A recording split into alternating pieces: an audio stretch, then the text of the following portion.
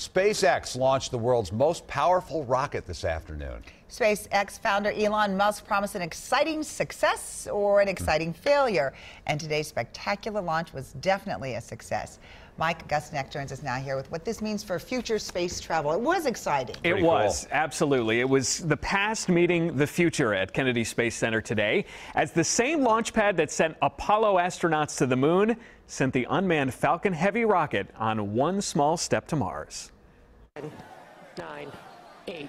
After several hours of wind-related delays, 4. nothing could stop the first ever launch of SpaceX's Falcon Heavy, the most powerful rocket on the planet right now.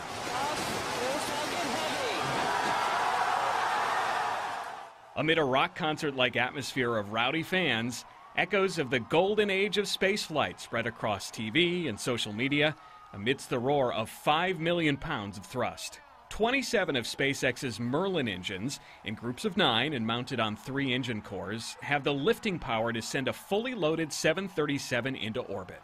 Today's test payload, Elon Musk's personal Tesla Roadster, driven by Starman, a mannequin in a real SpaceX spacesuit, playing David Bowie's Life on Mars on a continuous loop.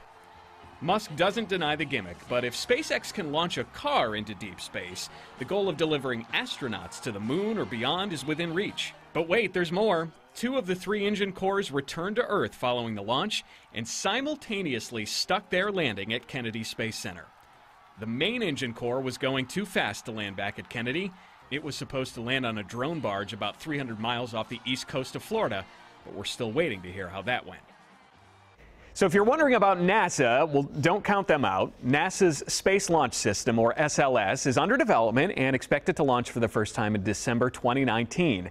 It will be about 10% more powerful than the Falcon Heavy and will be another option to get astronauts back to the moon or to Mars. And Amelia, you said, I think the title of the short story should be, Shut Up! Really? Because it's all amazing. It all looks fake. It really is. Yeah. And a private corporation, too, which is wild. Yeah, they can send people to space for a third the cost of the government. We'll see if that ends up being true or not. Yeah. All right. Thank you, Mike. Sure.